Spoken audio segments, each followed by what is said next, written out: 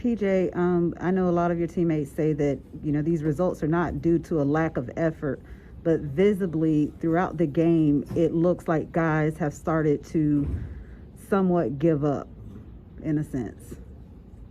Yeah, I think the effort is there, but I think as a team, when things start to go bad, guys need some more juice in them. I think we need to find ways to overcome these bad situations. It don't be a whole period of the game of bad situations. It'll be like 3 minutes of a spurt. We'll have a bad set of 3 minutes, bad set of 4 minutes. We just got to find ways to overcome those bad situations and not let it get too far from us. And how do you do that? Like, you guys still kind of control your own destiny, sitting 2-0 in the division. How do you guys take this week off? What does that entail? It's not like you can do a drill or something like that. Like, what does that entail? How do you guys get over that hump? You just got to come back focused, come back hungry, and come back ready to play because it's 5 games left. And it's a long season still. It's still 5 games, and we still got a lot of football left. Not to discredit them. We can't dwell on a loss like this because we got 5 more games to play. So we got to get our heads up and just keep going, keep moving forward, and just go on to the next opponent. What is up, my friends, and welcome to another edition of the XFL Week in Review. I'm your host, Mark Perry, editor of XFL News Hub, and on this week's show, we actually have a guest. Mickey Shuey is going to talk about his article that he wrote about the Spring League getting sued for $1.4 million. We have this XFL Toronto Argonauts thing, what's going on with Bob Stoops, and so much more. What you just heard right there, that was PJ Walker, MVPJ, talking about this past weekend's game when Cam Newton was benched and he was put in.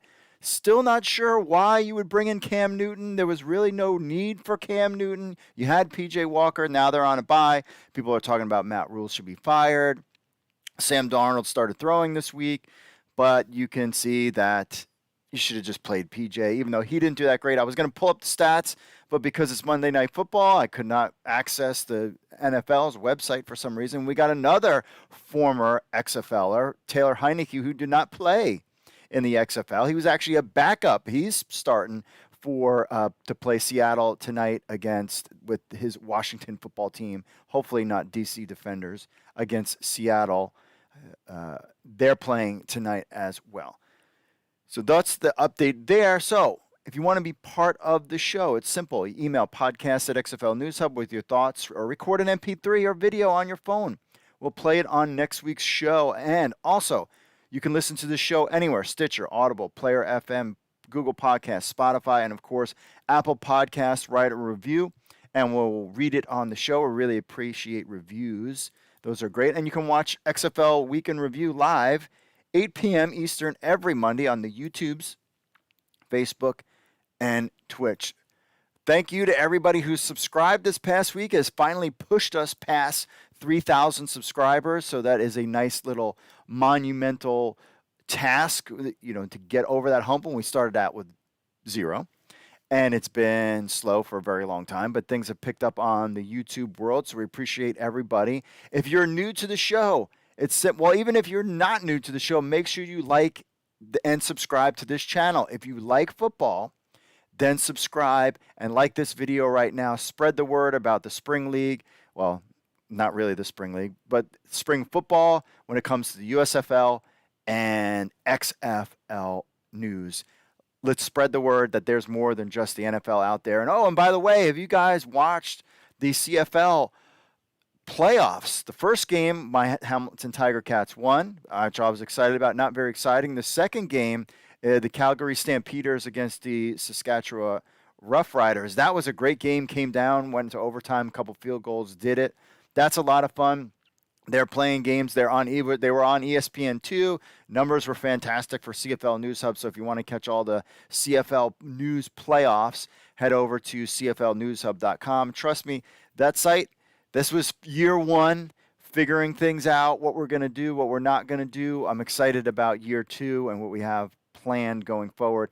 Also working on bringing in some new great writers to cover that league. And who knows what's going to happen with that league after the season with this Toronto thing. We'll get into that. That's a little bit of speculative, but that's what we like to do on this show, just kind of figure out where things are going. Well, we'll talk about the XFL, we'll talk about the USFL, then we'll get into the Spring League and Mickey Shuey interview, and then we'll get to your social media stuff. So what's up to everybody in the chat room? I appreciate everybody coming by. So without further ado, folks, let's just get into the week that was the XFL and USFL and TSL.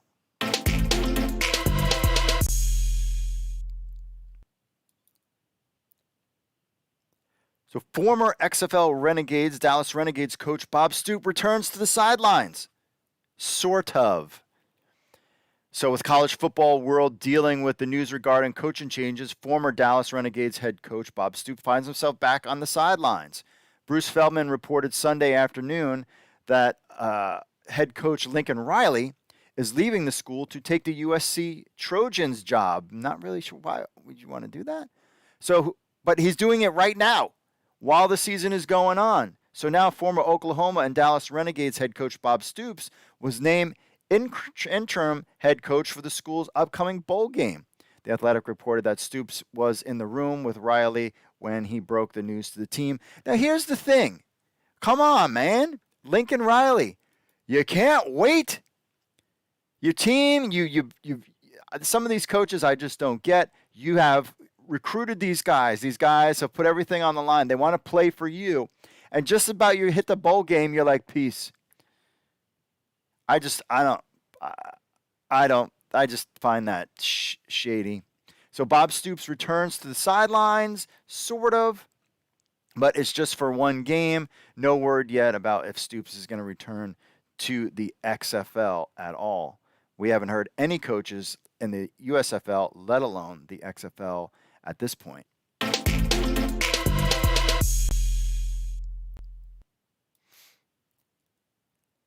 Have the Toronto Argonauts played their last season in the CFL? Are they XFL bound?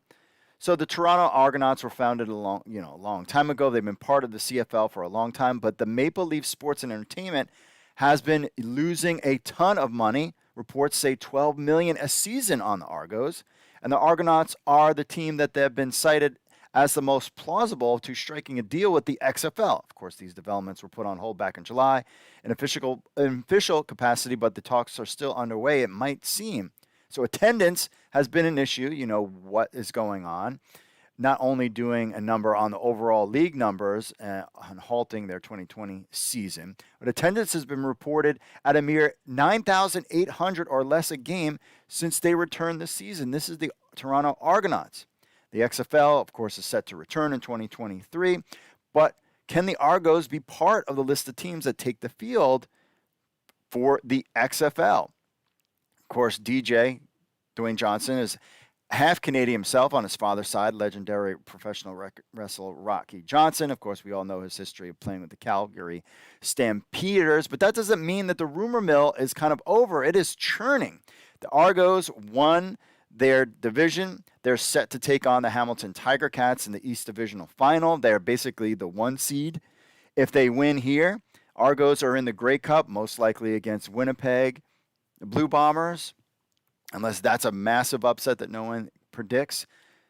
That means the Argos could win, but Damian Cox, a journalist, posted in the Star talking about that this could be the last hurrah for the Toronto Argonauts. He said, of course, attendance amid the pandemic restrictions has been horrific, and the rumor mill suggests MLSC might fold or sell the team after the season, or convert it into an XFL franchise when that league returns in the spring of 2023. Now, this is somebody, a reporter in Canada, talking about this. This isn't us. This isn't me personally, as people take, anytime I mention anything about the CFL, they take it very personal.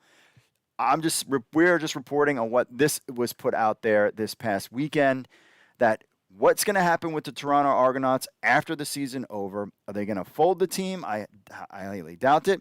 Maybe they have a buyer lined up. That's been a struggle too, because getting people to buy the Argos was an issue before. And then the last piece of the puzzle, could they convert that team into an XFL franchise? I don't know how that would work. I don't know the legalities of all this kind of stuff.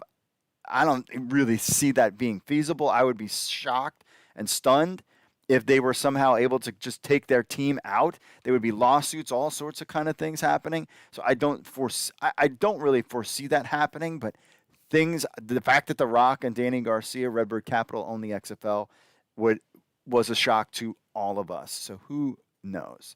So the Argos are set to host the Hamilton Tiger Cats, my Hamilton Tiger Cats, in the East Division Final on Sunday, December 5th at 12:30 p.m. Eastern. So the question being posed, as it one asked above, in a sense, could this truly be the last time that a CFL game will be played in Toronto? Would they switch to the XFL? So this was put out there with, their final game at home. This was put out by somebody that was not us. But overall interest and attendance isn't the only problem.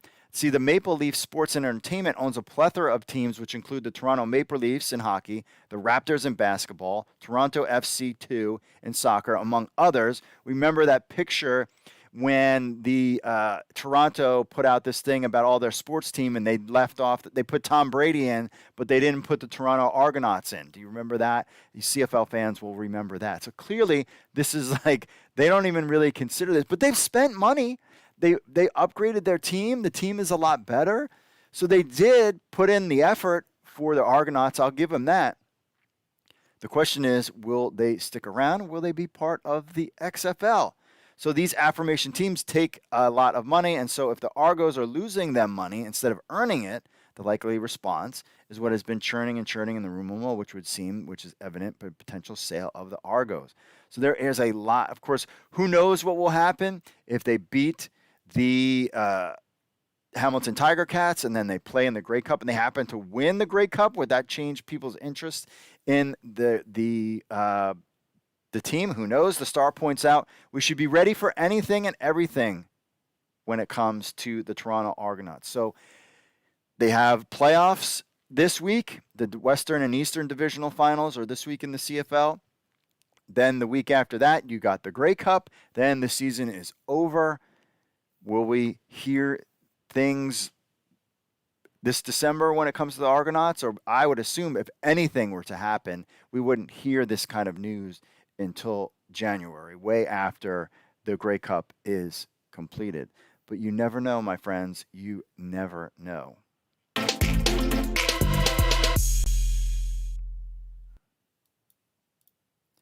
On to some USFL news. Daryl Johnston was on the radio. He talked about maybe a team in San Antonio in year two. But the importance of getting to year two is the key. I'm on the speculative front. Based on what I've been kind of hearing and listening to, I think the USFL is fine for year one. I'm just not really sold on year two. Daryl Johnston, the Executive Vice President of Football Operations, was a guest on The Blitz on ESPN SA with Jason Minix. Blitz is based in Texas, in San Antonio. So, of course, the question comes up about the USFL team in San Antonio. Of course, Daryl Johnston was part of the San Antonio Commanders. He says, quote, yes, not in the original rollout. The San Antonio Gunslingers are one of the teams from the USFL. We're hoping to have success this time and push this into season 2, season 3, and hopefully as that starts to happen, we can bring back some of the other franchises that were part of the USFL in San Antonio because of the response we had for the AAF Commanders. Now remember, the XFL did have talks with the city of San Antonio before the league officially closed its doors, so don't rule out a possible move by the Roughnecks or Renegades to that city. Johnson agrees that San Antonio, of course, is a good football town. Johnson has pull in the USFL 2.0, and he surely use it if the league expands. He said, quote, you've got a huge supporter and huge fan of San Antonio sports community that's in the decision-making area of the USFL. Clearly, he could help it out. The question for both the USFL and the XFL is the importance of getting past that first season. We know the AAF closed shop due to its lack of funding. The XFL closed its doors because of you-know-what this go-around. It's imperative that if the USFL can make it to year 2, a big hurdle for the league's overall health is achieved. Quote, I thought that people would be hesitant to be part of the USL just because of the failures of the other two leagues, but I think they are recognizing that if it weren't for some very strange circumstances, some self-inflicted, some outside of the control getting to a year two, I think really proves that there's an opportunity for this to work. I think the way we have everything structured so far this time, going to one host city and minimizing the expenses coming out there in year one, and really concentrating and focusing on the product, the quality of football, and the quality of the football players in our league, the distribution of the product to the fans around the country. Really going to be hyper-focused on those important areas to try to grow the support for the USFL. Then once we leave that whole city and the teams go back to their homes, that will give them a year to kind of build excitement for those teams to arrive in the host city. Remember, the USFL will hit the field Friday, April 15th, 2022. Of course, stay tuned to XFL News Hub for all this stuff. My only take on this is I agree with him.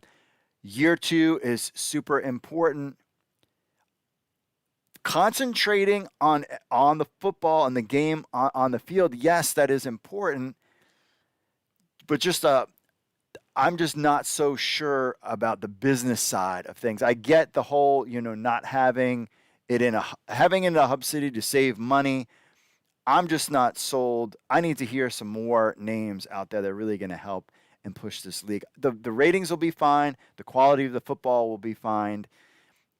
It's really business model against business model. The USFL's hub city model or it's the XFL's model. We'll just have to stay tuned and find out, my friends.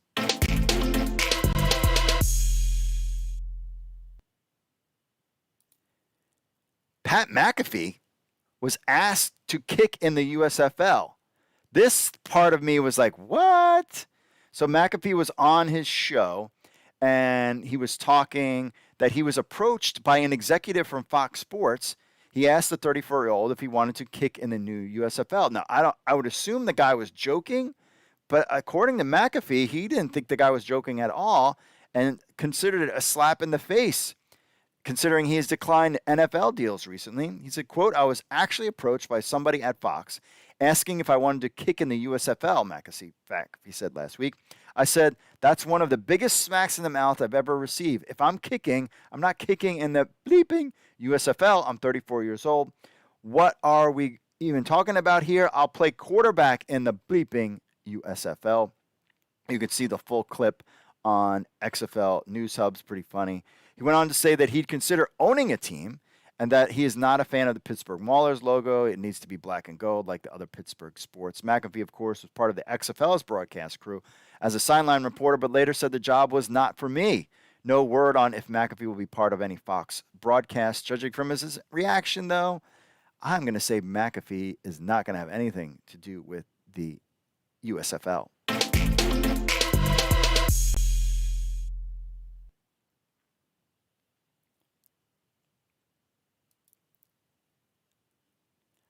So the Spring League is being sued for $1.4 million in unpaid bills. So according to a report by Mickey Shuey, which we'll get into in a second, of the Indianapolis Business Journal, several lawsuits were filed in Marion County Commercial Court against Spring League LLC and its owners, USFL President of Football Operations, Brian Woods. It should be noted that Fox Sports was a minority owner in the TSL, by the way, just throwing that out there. The TSL is on the hook for over $1.4 million in unpaid hotel and stadium fees.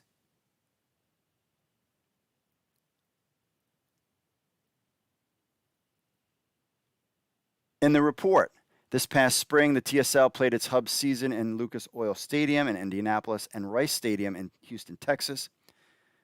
The suit alleges that 8-team league accumulated a bill of $1.1 million during its stay in the hotel. During its stay at the hotel, along with another tab of nearly $235,000 for 6 games played at the stadium. For the new USFL 2.0 to return, it has asked the city of Birmingham for $3.6 million to cover the cost of hosting a 43-game USFL season. The new USFL 2.0 games will be played at Protective Stadium and Legion Field between April and July of 2022.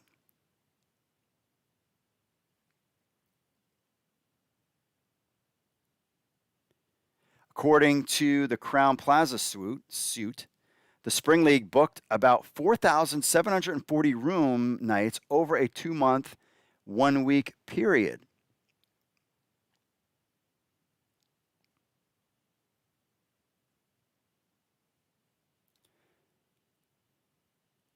The bill also included food purchases from the hotel's convenience kiosk, parking, banquet room use, breakfasts, and other meals. The report says that TSL CEO Brian Woods told the hotel that their debts would be paid. He just needed more time. According to the suit, League CEO Brian Woods told the hotel's general manager in a mid-August email he expected the outstanding invoice to be paid by the end of the month. In September, Woods followed up with a phone call with that individual and then an email outlining a plan for payment, writing the Spring League plan on, quote, closing a significant capital raise in the next 2 to 3 weeks. Accordingly, we will be using those proceeds to pay the Crown Plaza on or before October 15th for the entire balance. The problem? Paying bills on time has not been the greatest thing when it comes to Mr. Brian Woods. According to reports, some players from the Spring League have still yet to be paid from what we've kind of been hearing. Also, some coaches were recently paid for their time in the TSL last spring. According to a report by our own Mike Mitchell, Woods has had issues going back to his fall experimental football league, the XFL. Quote, Woods has had a series of lawsuits and complaints levied against him, some of them through the Better Business Bureau in the past for failed payments, but Wood has been able to prove hardship financially to get out of those commitments. See, you begin to see a pattern here, but obviously I would assume Fox Sports executives are well aware of it and really, frankly, are okay with it. Quote, according to the CB, the Spring League indicated in an email response it planned to pay off its debt on the 20th. After no payment was received, the CIB sent a follow-up letter to the Spring League on November 12th with no response from league officials. Still no word on if Rice Stadium and the hotels in Houston had all their bills paid on time. Let's hope for history doesn't repeat itself. So now let's get into our interview with Mickey Shuey, the writer of this story. All right, we're here with Mickey Shuey. He just wrote the article a couple days ago, the Downtown Hotel CIB Sue Developmental Football League, which is the Spring League, for $1.4 million. Mickey, thanks for being on the show. Thanks for having me. I'm excited to talk about this. Yeah, so how did this all come about this lawsuit? How did you find out about it? And can you, I guess, give fans a background of kind of what's going on? So how we found out about it is, I mean, just through a basic record search. Actually, a colleague of mine sent it my way because it was on my beat. She does a lot of digging around on various lawsuits and searches for various businesses, and came across this one and said it might be of interest to our readers and to of course yours as well, your viewers and listeners. But really the background is, as I'm sure your viewers know, unable to leave a message with him. I did send him a text, did not get a response. And then, of course, as is their standard practice, the Capital Improvement Board, which owns Lucas Oil Stadium, and then the Crown Plaza's management team declined to comment pending litigation. Gotcha. So all of this stuff that you kind of found out was within the legal documents that were submitted, basically? Correct. Okay. That and in previous reporting from the Associated Press on the fact that the event was going to happen here in the first place, as well as just some digging around on the Spring League's website. Yeah. So this is not the first time that we've heard of Brian Woods having issues paying people. Have you researched his name at all, or talked to other people that might know him and his background? We are starting to get into that. I'm actually working on a follow-up story now. I can say that we're really interested in understanding the real story behind this and kind of what led to these issues, because as you know as well as I do, that there's two sides to every story, and we can speculate all we want, but the truth is really what I'm after, and I want to Mm. understand how this happened in the first place, how Indianapolis got to this point in the first place, why they didn't see any warning signs here. So we're really interested in understanding that. So yeah, we're going to keep digging. Oh, good. Now, did you talk to or heard anything about on the Houston side of things? Because my first thoughts when I heard the story was, well, did Houston get paid? So it's funny you mentioned that, because I got off the phone earlier with somebody at the Houston Sports Authority, and they're actually wrapping up an extensive ping pong tournament or table tennis tournament this week, like a 14-day table tennis tournament. So nobody's yet been available on this to talk on this, but we are interested in understanding the Houston side as well. Yeah. So as far as Indianapolis goes, I mean, and talking to people, what was the react? I mean, prior to obviously not getting paid, but was the area like happy to have the spring league there? And you know, did it bring in much revenue to the area? Do you know any of those? Honestly, the thing is, I follow sports closely because it's one of the areas I cover, and frankly, it was not even on my radar. Wow. I really, the first I heard about it was, I vaguely remember hearing about them coming here. I was off the week that they made that announcement, so we just picked up a wire story. But after that, there really was no buzz about it that I heard.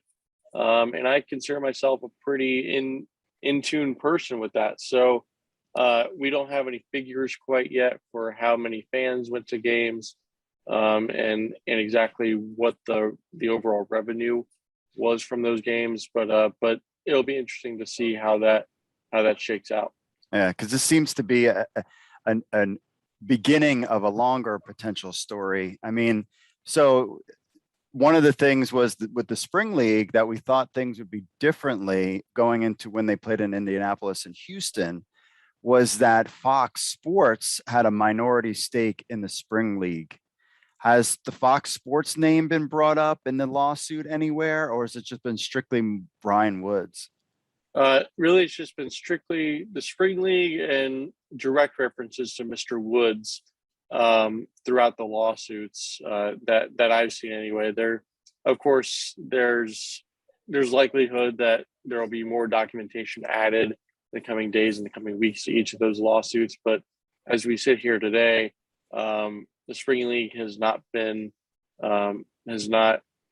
fully been served yet with those lawsuits, according to the filings. A summons has been put out, but they have not formally recognized that they've received anything yet, as of, I believe, noon today. So we're just kind of sitting waiting for their response to all of this. Now, have you tried to reach out anybody to? Well, clearly no one's really saying anything right now because this is so kind of new. I mean, your article was, I think, was on the 22nd, so it's been a little, I guess, with the holidays and everything that's going on. So there's been no reach to any like Fox people at all. They haven't reached out to you. Like, since this story is broke, has anybody reached out to you about anything? Not at this point. That's not to say that won't happen as soon as we get off the line here. But Yeah. but it's a really interesting situation, I think I could say, just because this is a group that bills itself as a developmental league for potential NFL players. And Indianapolis has a strong history of essentially taking risks on sports. So in talking with some readers, not nobody who's been directly involved in these conversations, and interacting with them online, it's interesting to see their response, and them wondering kind of where all this kind of got derailed a little bit. So as we uncover more, again, I think we're gonna uncover what actually happened. I hope we uncover what happened. That's my job, and I take that very seriously. So I definitely want us to understand that. I want the public to be able to know that information, and for the city to be better for it, and to be informed by all of this. Yeah. So have you seen, and you're reporting in the sports area, have you seen anything like this before where somebody just not pays a pretty hefty $1 million bill? You seen anything like this before? In my 3 years of covering sports here in Indianapolis, I have not seen anything quite like this. Certainly that's not to say it's unprecedented, because I mean, yeah, people who just don't pay bills in other areas such as real estate, but in this particular arena, you don't really get this that often here, in my experience. Yeah, it'll be interesting. All right, Mickey. Well, I appreciate the time. And as you learn more and you put more out there, we'll certainly be reporting on it. But definitely keep in touch, as this is basically a fresh story that still has a lot of layers to evolve as we go down until we hear how this all kind of comes to a conclusion. So I appreciate your time for coming on the show today. Yeah, thank you so much for having me. Look forward to hopefully talking again soon when we know more. All right, great. Well, thank you so much.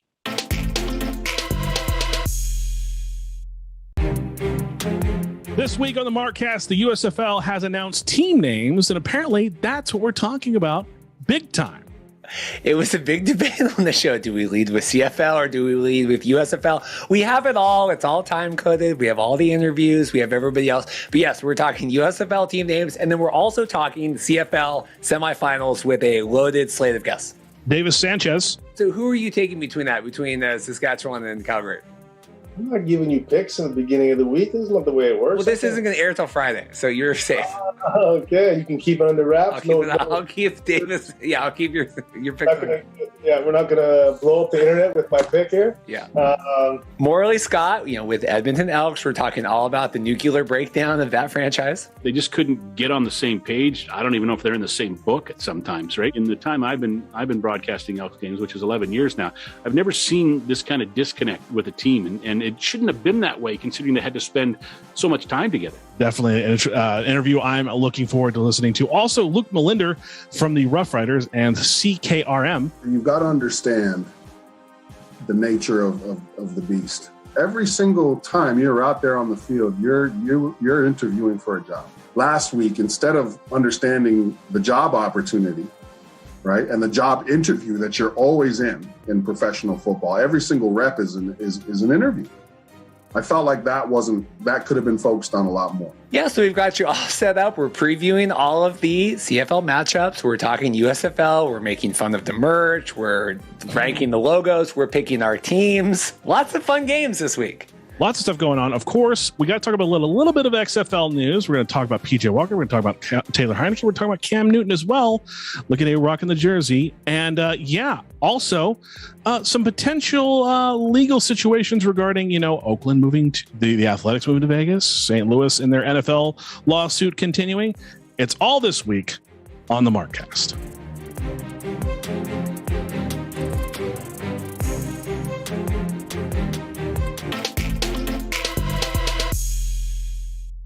December 4th in Arlington, Texas. The fan-controlled football combines are back. Some players dream. Others take control. Begin your legacy with the disruptors of professional sports. And power to the fans. The fan-controlled football combines. Sign up at player.fcf.io/apply. All right, if you're interested, a football player interested in checking out the Combine, Arlington is this Saturday for the Fan Control Football. There's actually a link. You can't see it actually on this, but there is a link. When I clicked on the link, it actually redirected back to the page. So I think they might have been filled for the Combine. So stay tuned. Definitely, if you're a football player interested in being part of the Fan Control Football, I believe it was $75 to register when I looked at it, but you can see the link in the video. But follow them on Twitter. We have a link in the show notes to the tweet if you're not a Twitter person, but definitely check them out. They're having their combine again this Saturday, December 4th. I have a feeling that it's full, and that's why the link does not work anymore. But there'll be more combines over the next couple weeks, so stay tuned to XFL News Hub as we give you all that information when it comes to the Fan Control Football League.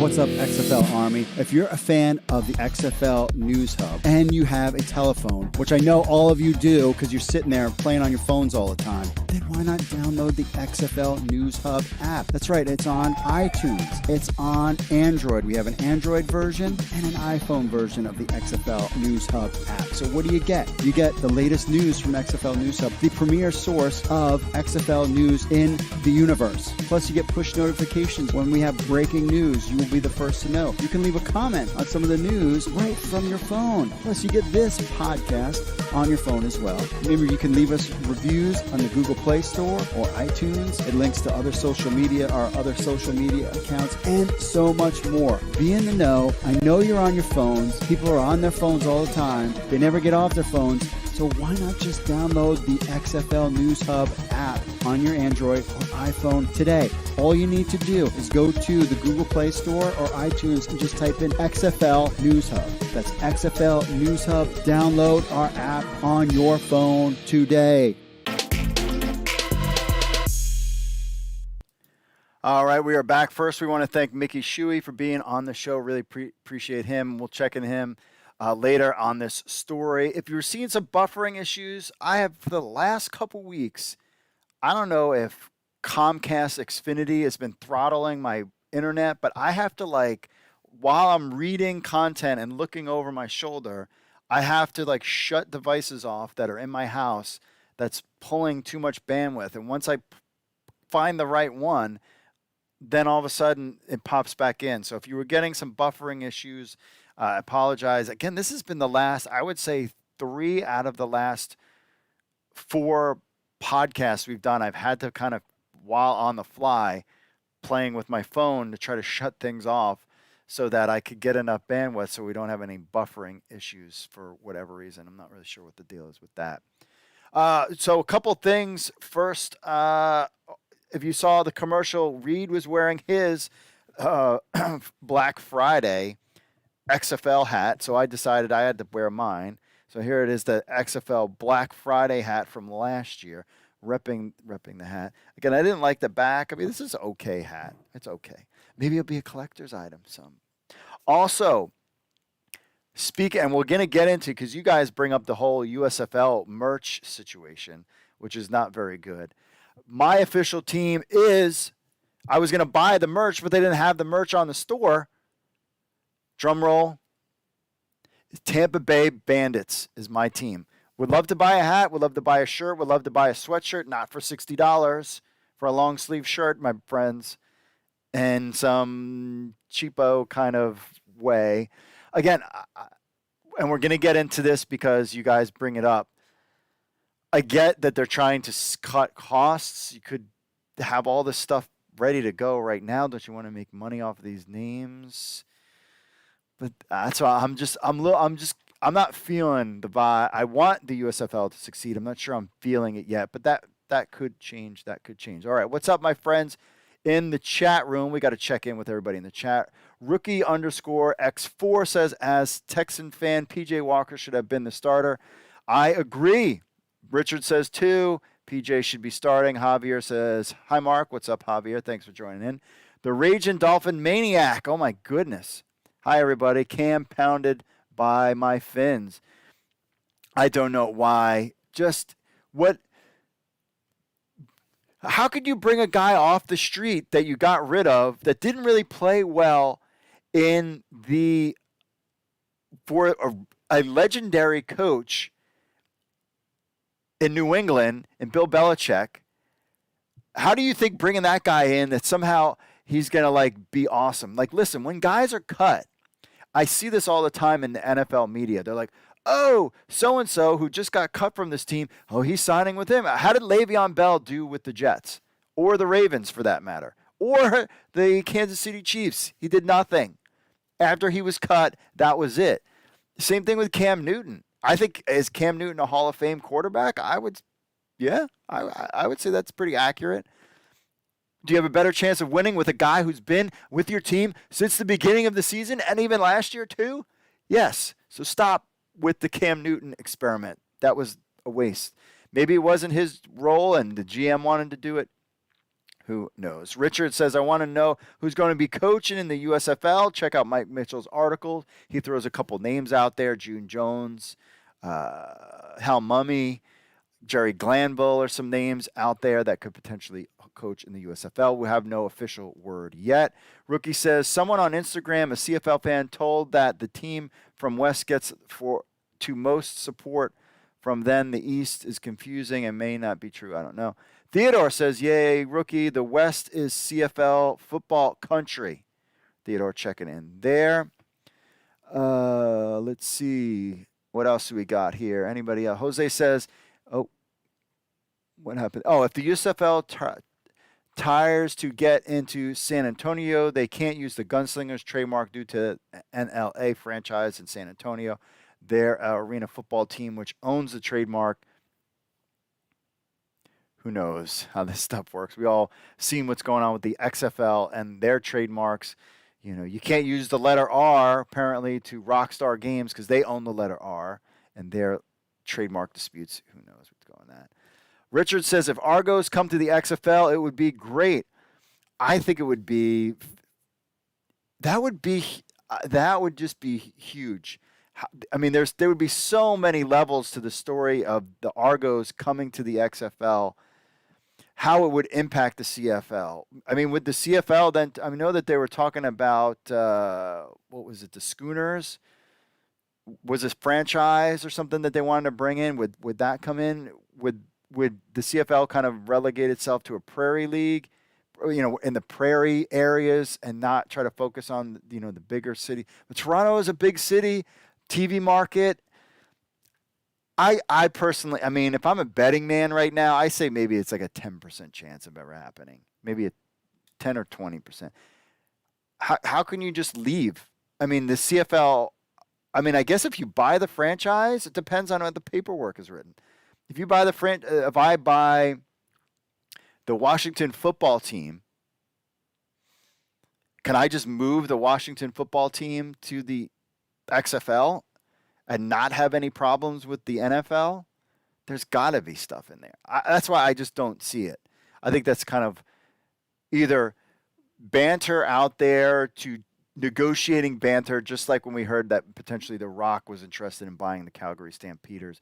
I think that might be more positioning and theater than actual reality. All right, let's get to some of the social media stuff we got going on here. Remember to give us a like and subscribe to this channel. Right now we are live on the YouTubes. Give us a like, my friends, on YouTube. You're watching on YouTube. Even on Facebook, give us a like as well. All right, let's get to some of your social media stuff. As always, yes, and look, the stream is running fine now. I don't know what the heck is going on there. All right, how the Toronto Argonauts played their last about the Argos. Adam says, knowing the way American pro sports leagues, the team would be relocated to another possible U.S. city after joining the XFL. I don't think so. I think they would stay in Canada. It's really sad that Toronto doesn't appreciate the Argonauts. After all, the Argos are one of the few Toronto-based pro sports teams that can actually win championships on a regular basis. John says, I can't see the Argos jumping to the XFL. The NFL is already talking about 36 teams, and the NFL will jump all over that opportunity if Argos want out. I don't think the Argos would switch to the NFL. I mean, they would love to do that. That would be huge. But that the NFL isn't anywhere near. And remember, the NFL can have a franchise in Toronto, and so can the Argos live in Toronto as well as an XFL team. Joseph says, I doubt that converting to 4-down football where traditional rivalries would be lost would help attendance much if they were to stay as the Argos. If the XFL wanted to target Toronto as a market, they'd probably be a better chance with a new team name and branding. At the same time, I don't see why the XFL would want to target Toronto anyway. There are plenty of places that are more football interested, especially more alternative up-and-coming league interested. Yeah, I that's the other part, too, to this. Is, I mean, we've talked about it before on this show, that there's clearly bigger cities in the United States, but we know that Danny Garcia has been talking about that global aspect of the XFL. That would be a way to kickstart it, is to have the Toronto, that would be a major coup to have the Toronto Argonauts be part of the XFL. But again, 10, 15% best. The legal aspect of that, I don't see how that's possible. About Daryl Johnston talking in the USFL teams and the importance of year 2. Joe says, let's see here. Joe says, need an expansion NFL team. How the hell does Las Vegas market get a team and many smaller markets get a team and San Antonio not? Jerry has too much power over San Antonio. That's why. I mean, you have like how many teams in Texas, but I know I agree. I mean, we'll see. David says USFL has to expand to the West Coast, Midwest by season 2, or it's not going to work. Blitz, Invaders, Wranglers, Express, etc. Miguel says, hold out San Antonio. If we take one of these second-tier leagues, the NFL will go to Austin and bypass us again. Ooh, interesting point. Chuck says, no thanks. No more failed football leagues here. We fell for it again last time. I think there is some burnout for people. And Brian says, what is the utter fantasy, people? How the NFL is going to place a team here. The NFL is not going to place a team in San Antonio. That's their best shot. About the USFL teams last week's show, David says either they'll merge or one will go best TV contract wins. Talking about the USFL, XFL. They have to merge at some point. David says they will either merge or kill each other off trying to secure markets and players. I agree. And then Damon says there can only be one. If I were a betting man, just like I did earlier, I'm betting on the XFL. Again, about the Spring League getting sued, John says, I'm sure Fox will pony up for it since the TSL is now the USFL, right? That's true. That is true. John Michael says, what do you think of the attempt to market the Spring League as the USFL? Are you old enough to have been a fan of the original league? Oh, they go back and forth here. But is this Brian Wood's problem and the TSL's problem, not Fox Sports? But I mentioned in this article that Fox Sports had a minority stake in the league. So would they be on the hook? Our man Mickey Shuey Mickey will find out more. I think there is more onions to be peeled in this story, and he will definitely get to the bottom of that. It will be interesting to find out. Stay tuned on that front. On the Instagram, Dylan Farsi says, would love to see them use a throwback uniform for each of the teams. I assume that they will. Talking about the USFL trademarks, added the Blitz, new team logos. But there were a lot of the old things. I messed up. I thought the Blitz might have been a TV show. I said something in there and people freaked out. And there you have it. I'm not perfect. My friends, I'm not perfect. On to the Twitter. Hit the Twitter. This is something. So apparently, Max Scherzer just signed a 3-year, $130 million deal. A pitcher. And I posted on Twitter, I don't understand baseball economics. Please, somebody explain this to me. This pitcher is worth the same as the USFL. Fox Sports is willing to spend $150 million over 3 years on a football league. This guy, you telling me this pitcher is more valuable than a football franchise, football league? Andy Paul Murray says, read the Lord of the Realm. That will tell you just about everything you need to know about the player salaries in baseball. I have to check out Lord of the Realm.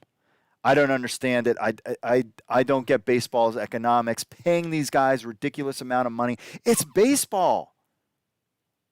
It's baseball. It is not one of the most popular sports. I mean, what is it? I mean, you've got college football, college basketball. I mean, I guess because they play so many games, but is one player worth that kind of money in baseball? I don't even know who won the World Series. Was it Atlanta or something? What's up, chat? Who won the World Series? The Yankees win it? I don't even know. And I used to love baseball until they had the whole shutdown and then the roid era started. And I've just not been a fan. I mean, I love football, and my second choice would be basketball. Those are my two sports.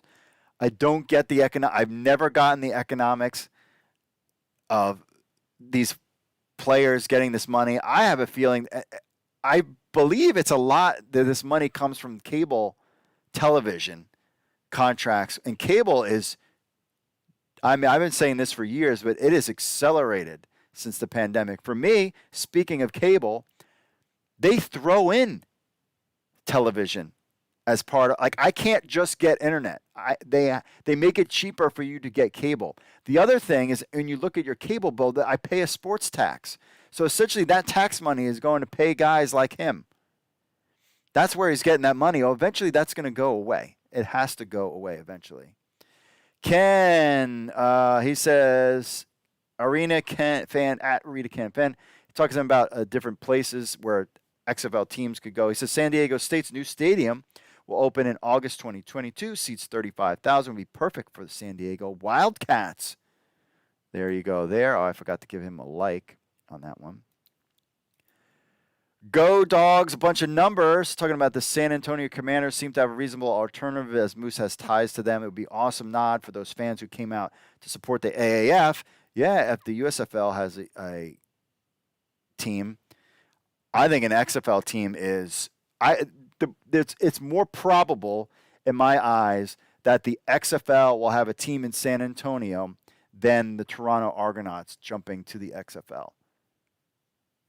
Makes sense? And finally, at Tory Butterang 1, talking about the USFL, says, well, merch sucks so far. Clearly not investing in cool quality stuff to sell. 100% agree. 100% agree that merch has been very disappointing. And I'm willing to buy. Look, I'm willing to get another hat or a shirt. I'm wearing my DC Defenders shirt here. Remember this team, Washington, D.C., XFL? I'm wearing my DC Defenders shirt. And where is the merch from the USFL? There is none. Because it's terrible. That's why. All right, let's get into some YouTube. Our friends over on YouTube hanging out. Let's go. Oh, we got a lot of stuff here. Spartacus Jones says if the USFL season starts April 15th, then why not a Chicago Blitz franchise? Because they are only picking 8. Michael, Louisiana Fire, Iowa Barnstormers, Norfolk Destroyers, Orlando Vipers, St. Louis Battlehawks, Oakland Reapers, San Antonio Commanders, San Diego Fleet. Okay. 8589 Leash says hopefully the uniforms will have a modern look to them. I think it was modern. Juan Carlos, XFL, USFL merger in the future? Something's got to give. If the USFL even makes it to year 2, I have a feeling it's going to be the same deal as the USFL or XFL and AAF. I think they'll definitely finish a year. What happens after that is totally up in the air. The XFL hasn't done anything, and I'm more confident that the XFL will make it to year 2 than I am the USFL, and I could totally be wrong. Andy Pappas 92. I could see the USFL buying or merging with the XFL only to keep 4 out of the 18. I don't think they're gonna. I think it's the other way around. Chris says I see 3 pro football teams in Houston, 2 of which could beat the NFL Houston Texans. Also, the Panthers could end up being better than the Lions, which got a ton of UDFAs to their team. David says winners of the XFL and USFL should play each other in a Mega Bowl. if the league, I totally agree. If the league lasts and these two leagues are thriving, absolutely they should play a head-to-head game. I think that would be awesome. Tuber1 fan says, XFL 2023. The XFL has always been the one league that pushed the boundaries to bring a better product and more football to fans. Although I did enjoy the AAF for that one season, the Birmingham Iron, I got to say I'm torn because here's another league popping up, USFL, to try to steal the show and take away what the XFL started. I mean, I guess that's business 101 to a T, but it doesn't mean I have to like it. I may check it out and have fun with it for the 2022 season, but I'm outright saying that my loyalty to a permanent swing football league is the XFL. They did great in 2020, and I think 2023 it will show its true dominance as a long-term spring football league. Tube and FN, amen, brother. I think you are 100% correct. Andy says, can't see going head-to-head in Houston and Tampa, but New York, New Jersey is the biggest media market with the Generals versus Guardians. Theodore said, if I'm chicken, so I would move the Guardians to Boston. I'm sure the XFL won't do that, though. True. I don't think the XFL is worried about the USFL. I honestly, would you be worried if you've seen what we've seen so far? It's this kind of like, it's just not the pizzazz that the XFL came. But I understand what they're trying to do. It's a slow build, not a big build. Shark Attack. Shark Attack sounds scary. Other than New Orleans Breakers and Pittsburgh Maulers, has anybody noticed all the teams are red? Breakers would have been perfect name for the San Diego that has that surfer ring to it. Why two teams in Pennsylvania when Columbus, Ohio needs a team so bad? There has to be a reason why these teams and cities, something suspicious going on. I believe it's also part of the funding aspect of it. Now that you kind of talk about it and it makes me think about it for a second, keeping these teams in this area keeps, you don't have to fly to California. You don't have to fly to Seattle. You're keeping them kind of relatively close for year 2 and 3. So I think they have a long-term vision. They have a long-term vision. He goes on to say, there was a program on Vice Channel called Mexico's Wildest Rivalry. It talks about how Mexico has the second largest football fanship outside of the U.S. Every time NFL comes to town, they fill the Estadio Azteca, which is huge. I'm sure this is where Danny and The Rock got their vision for making XFL international. Oh, yes. Now, I'm sure they will have a show similar to Inside the NFL, showing the birth of each in development. I think London, Canada, and Mexico will get a team. Off the charts if the XFL can drop a team. If the Argos move to the XFL, which, again, that's a risky proposition for the Argos. You don't know if the XFL is going to last. Are they going to have you back if the XFL folds? Like, what are you going to do with your franchise? I assume they would have them back. Would Toronto even want them back? There's that's a big risk. Big risk. But grabbing a team in Mexico and Toronto, you say, hey, the XFL is coming back. And I've talked about this before on the show. From the XFL, I would slowly, each day, basically 10 teams will return to the XFL. If you just drop that January 1st, 2022 with a thing saying 10 teams are in the XFL. And that's it. And you don't do anything else but that for like a week or two. And then you say, all right, starting in February, whatever, when the Super Bowl, leading up to the Super Bowl, like that week, each day you're going to announce a new city or something like that. And then you're going to have a big press conferences or whatever you're going to do later. That would be off the charts. And then just dropping the hint, with the United States globe, and then with a little international flavor too. People would just freak. It'll be great. Lions fan, I can't wait for the return of my Michigan Panthers, who will hopefully be playing in Ford Field in downtown Detroit. I don't see why not. All right, Shark Attack has got a lot of things. Joshua says, I bet USFL will follow the same policies like the NFL. Whoa, okay, get out of here. Don't care about that stuff. The Real Gen X, one of the leagues should try the European model with promotion and relegation, no age restrictions, no cap or soft cap, etc. You're not going to succeed by imitating the NFL. In fact, the current NFL business model only came about after achieving market domination, virtually a monopoly. You can't become McDonald's by imitating McDonald's. They already do it better than you. That's a great point. Bob says, can't believe they went to New Orleans over Memphis Showboats. That's a good one. Ron says, forget Arizona Wrangler. Oh, he's got a bunch of other team names. USFL is doing a terrible job. This is from Jason. At marketing, I've only heard about the league by reading XFL YouTube comments. Hey, we're trying to help every way we can to get the word out on our friends in the USFL world. And let's see here. We got some emails to get through. We got anybody on the YouTube side of things? Again, remember, if you're watching the show, smash the like button, hit that subscribe. We appreciate that. Our friends on Twitch as well, on Facebook and the YouTubes. All right, let's get to some emailers, shall we? First up, Ken says, we already talked about that. Let's see. Jesse says, I would love to be a QB defense or coach. Again, we haven't heard anything about the USFL coaching-wise. We've heard nothing about the XFL coaching. I will say that there is something floating out about the USFL having a combine. I did want to talk about that.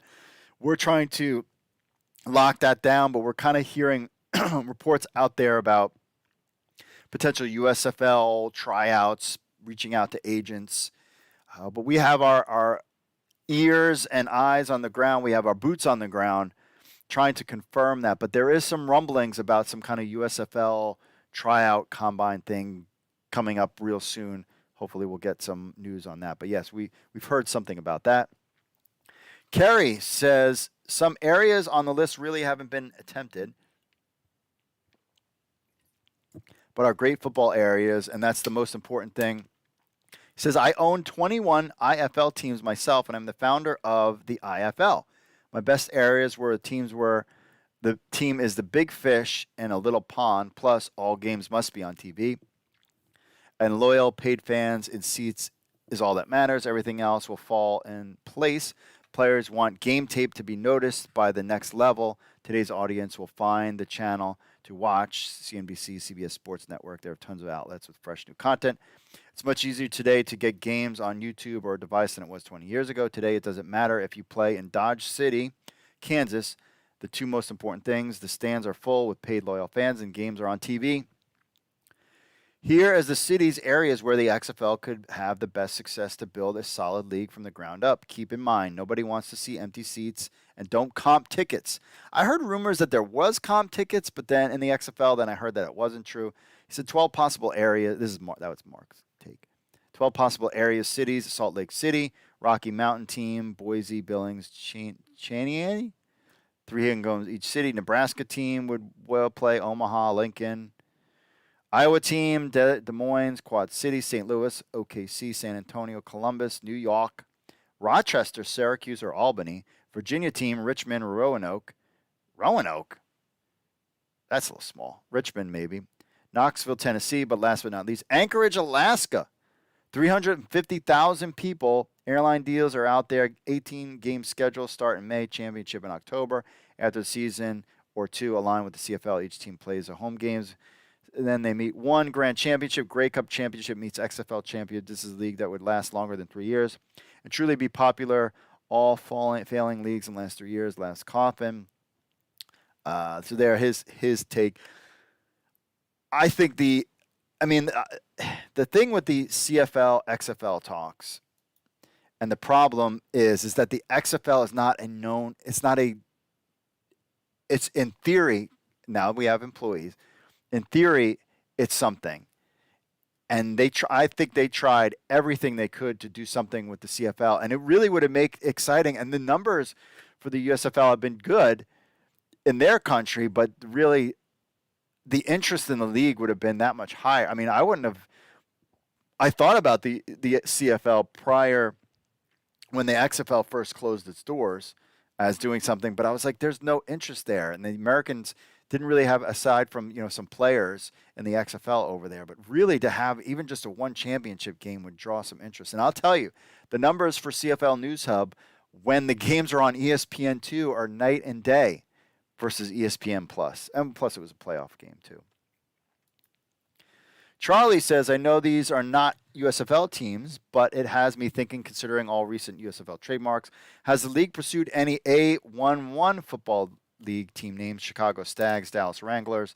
They were the last to have the USFL team names, but never launched. Likenesses in the Spring League Sea Lions logo had me thinking about it. I don't know. I never heard of A11 Football League, but they're not adding anything new. They're going to keep what they've got and go from there. Hugo says, he said he tried to apply for the FCF, but it didn't work. Did I know about that? Again, we just check it, Fan Control Football out on Twitter. That seems to be a little bit more organized than some of their other tryout stuff. But the link worked for me about their tryout this Saturday. Now it doesn't work anymore, and I think it's probably because it's filled. So my best bet, if you're interested in playing in the USFL or even Fan Control Football to get some tape out there, follow them on Twitter would probably be your best bet. And we'll keep you posted on that. Cameron says, hey, Mark, my name is Cameron. Amelia, in regards to becoming a player in the XFL, he got a dream. We all know the deal. Again, the best bet when it comes to all these leagues, if you want to get some tape, is Fan Control Football. Hubs Football is your best bet, and we'll see what's going on with the USFL as well. And I believe for at least a lot of this stuff, you need some kind of agent. Dude sent this in talking about the Toronto Argonauts XFL thing. He says, I think MLSE would find a buyer before going to the XFL. I kind of agree with that. I get Toronto wants an NFL team, but this would spook the NFL with such bad attendance. I don't think the NFL is too worried about the CFL's attendance numbers. This is bad for the fans, the CFL in Toronto. Maybe. As much as I hope for the XFL and USFL to try, I hate to see Toronto not be in the CFL. I'm torn too. I got you. I didn't see how the XFL boosts Toronto much. More USS players. I know it could totally backfire. Cold weather XFL games in the spring versus summer CFL games. True too. Long term, Toronto should have an NFL team, but that won't happen unless London expansion happens, so they pair up. If fan attendance in Toronto drops with the NFL team like it has for the Argos, the NFL would then move them quickly and not come back. This is true. Toronto fans wanting the NFL team should show up for the Argos. Major League Soccer followed the expansion path based on USL attendance in hot cities like Cincinnati, Nashville, and Sacramento. I'm sure the NFL thinks the same. Going to the XFL would be interesting, but attendance and passion for Toronto football is the key either way. I think there would be interest at first. I remember the XFL tickets were great. Going to the game was great. I mean, they really made it affordable. Who knows? But I don't see it either. Jim says, as always, love XFL News Hub. Thank you very much. St. Louis has settled the NFL for $790 million, so I guess they're not going to put a team in as a settlement. I knew that was part of it. After the shock of St. Louis settling with that D-bag Kroenke, I guess it makes sense to settle and get the money for sure as it is now. Won't have to wait a zillion years after appeals from the NFL. You never know what can happen. True. Glad it is over, and I know this one hurt the NFL in the pocketbooks. True. I don't think there's a chance the NFL is returning to St. Louis, and that's fine with me. What bums me out is the image the NFL portrayed this city as not capable of supporting NFL. Nothing could be further from the truth. As long as you show effort, St. Louis will show up. I agree. I'm completely over the NFL, and it'll be even better once the XFL returns. I'm going to predict complete sellout when Battlehawks return to the Dome. That means 65,000 fans, and Mark Perry better be there. That's what I'm talking about. All the best to the Hub, Jim Biggs, St. Louis Battlehawks fan. He had it. I'm there. I am there. Even though I tried to go to the Grey Cup this year, that didn't work. But the XFL that's our bread and butter here at XFL News Hub. Compared to CFL News Hub, Dogecoin News Hub, Pro Wrestling News Hub, Destiny News Hub. I even have other ideas for other ones. I am there. I mean, I would love to be at that game. That would be fantastic. Hang out with the Markcast. Maybe they can come too. Also, Steven talking about the Toronto Argos. the first of many long-term steps in Maple Leaf Sports' quest to get the Argos into the NFC East. It'll happen. Count on it. All right. And finally, David says, hey, Mark, a point brought up on Twitter by the Markcast was that USFL merchandise looks so rushed, bland, and uninspired that it's a red flag for the upcoming season. Do you see it that way compared to what the XFL offered? It's kind of an embarrassment, but I don't know if it's cause for concern. You? Well, yes, it does cause me concern because you could be making bank right now. You have this buzz and you like have half-assed stuff like somebody forgot to do. That being said, I mean, but if I'm trying to generate revenue, I would totally have it out there. That being said, a lot of people will be like, why don't they do more marketing when it comes to the CFL? Why don't they do this when it comes to the USFL? It's because there's no money and there's nobody's job it is to do that stuff because they're saving money. Everybody's like, the CFL should market themselves better. There's no marketing. There's not enough money to pay the marketing people. Same with the USFL. I think it could have been organized and you could have had all that stuff lock and loaded, ready to go as soon as, but maybe it's because the trademarks haven't been cleared yet. I mean, we've seen these kind of trademark images trickle in. Maybe that's why they weren't able to put out the merch that they could. But again, the quality of the merch has been like, come on, man. Come on, man. Really? You can buy XFL News Hub merch. That's the same quality, if not better. And what impact will the USFL schedule to April to June have with the XFL plans for 2023? I think everybody is waiting to see. I think the XFL is just doing what the XFL did in 2023. Remember, there's still a lot of holdovers from XFL 2.0 era. And we're there when the AAF stuff was coming around. And I think they'll just kind of stay the course and see what happens. He says, go Panthers and stay awesome, man. Dave checking in. No, go Tampa Bay Bandits. Get your Panthers. No Panthers in Michigan.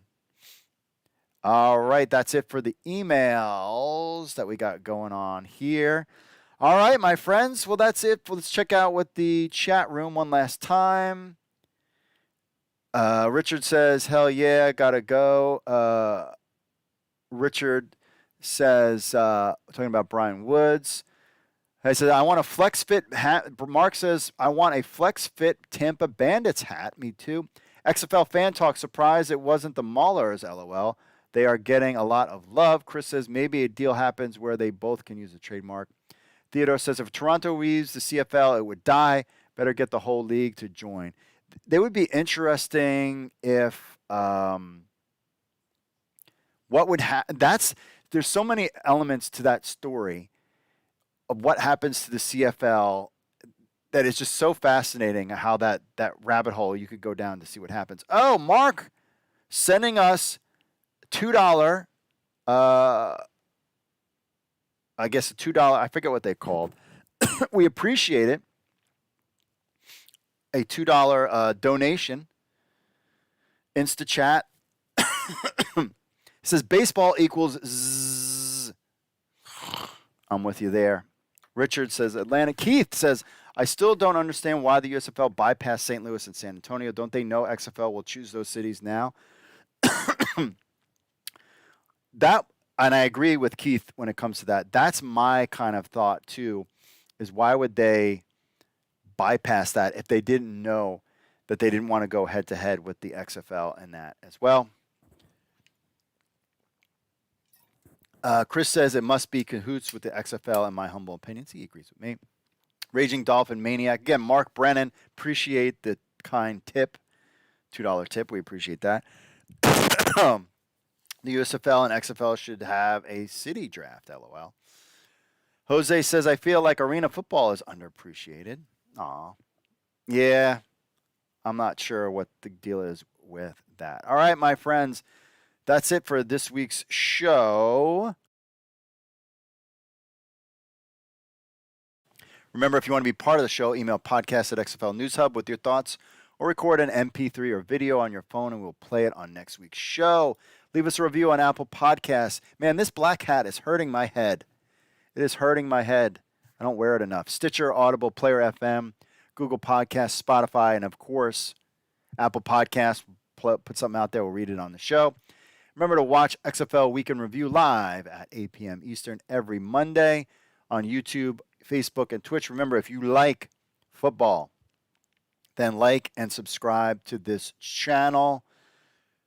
For show notes, go to xflnewshub.com/XFL-podcast. And, of course, join us on the Discord. One of the things we have something nice planned, and in the month of December, we'll announce what's coming up. And I think you guys are going to like it a lot. Fantasy football, anybody? USFL? So that's it for me, folks. Join our Discord channel, and you can find that if you go to XFL News Hub for more information and be part of the build-out of the USFL fantasy football. So that's it for me, folks. Thanks for listening. God bless. Stay safe out there, my friends. You know the drill. I say this every time. I will see you all later. You know the drill.